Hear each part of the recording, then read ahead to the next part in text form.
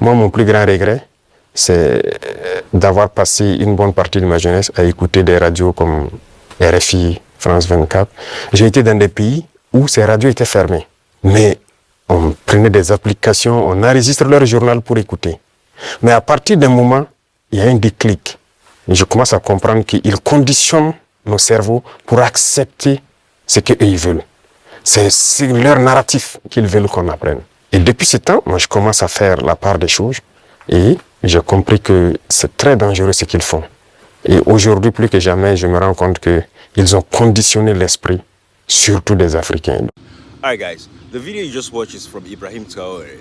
And Ibrahim TRAORE, you know, the current president of Burkina Faso.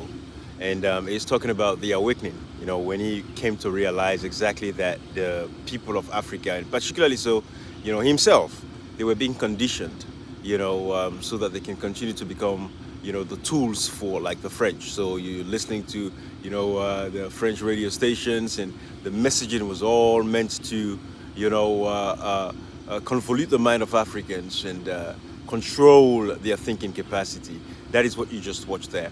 And this goes to see, even in current times, I mean, when we had the colonial masters, right? And we said, oh, we want independence. Everybody said, oh, we want independence. We had independence. But however, we have the neo-colonialists. These are the ones that have taken over since the colonial masters. So again, they're there to do the bidding of the colonial masters. They're not there to work for their people in Africa.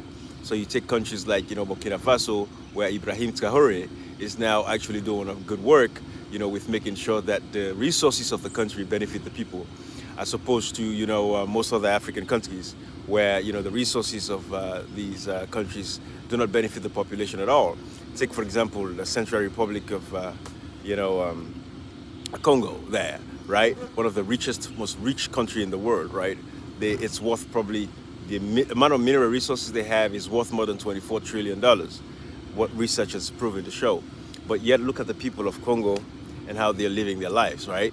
So Ibrahim TRAORE, you know, has gotten the awakening, woke up, understood exactly what the playbook was, and said, no, it's enough. We have to change our mindset so we can do things to improve the lives of our people.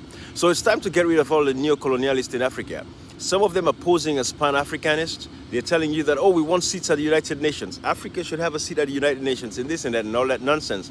They're not genuine, because go check and see what they're doing in their own countries. They cannot even provide proper electricity, roads, clean drinking water. Sierra Leone is a case in example where the president, we've seen him running around the world talking about, you know, how Africa should have a seat at the United Nations. But go check what is happening in this country. There's no democracy, all right? It's a one-party state system at this point. They don't care about the people. Basically, what is actually happening is oppositions are being killed, locked up, like what you see, the decline of democracy, you know, across, you know, Africa. We see it in East Africa, there's a decline. When you take Kenya, Tanzania, all these other places. Again, these are the neo-colonialists. They are actually just replacing the colonial master. The people of Africa have to pay attention to their politics. They have to continue to stand up, hold, you know, civil society organizations accountable, because they are all being corrupted lately. Hold your imams, you know, your pastors, hold all of these people accountable. They have a responsibility to defend and protect democracy. And if they're not doing that, you have no business going to their churches, going to their mosques, and all of that stuff. But these are some of the things to talk about, because again, my platform is about civic education, empowering the people of Africa so that Africans will take charge of their affairs. If you, the people, are not aware, if you don't wake up, if you don't stop this foolishness that you're on, because a lot of Africans, all they're thinking about is having fun, enjoyment. You know, housemates on TVs have all these foolish shows. No country in Africa should be having these shows at all at this point in time. All of these people should be paying attention to civic education at the primary level, you know, elementary level, high school, universities, all the way through. That should be the priority across Africa, and not all these entertainment, you know, shows that are taking away the time that we should devote to civic education. Because until all Africans are emancipated intelligently, right?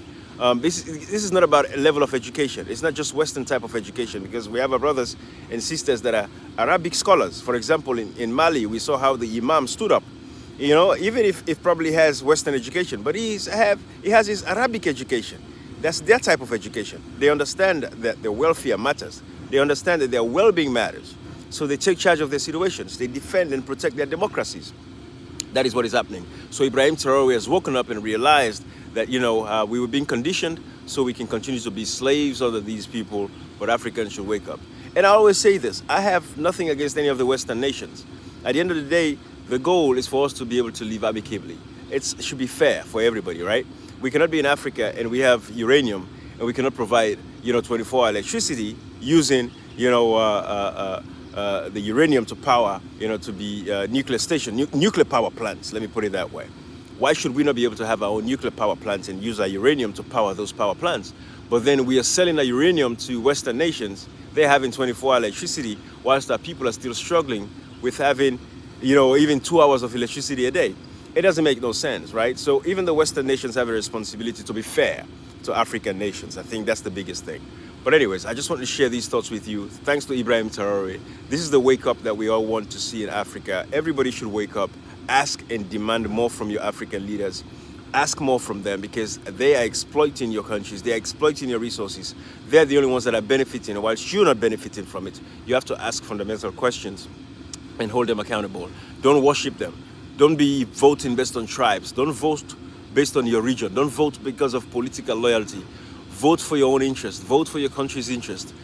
Put your country above everything else. Put your country above your tribe, above your religion, and all of that stuff. And you will see. Just imbibe a culture of, nationalism and patriotism to your country, and life will be so peaceful for everybody, okay? I love you guys. Take care of yourself. Again, my platform is all about civic education. Don't forget to follow or subscribe for more content like this. Bye-bye.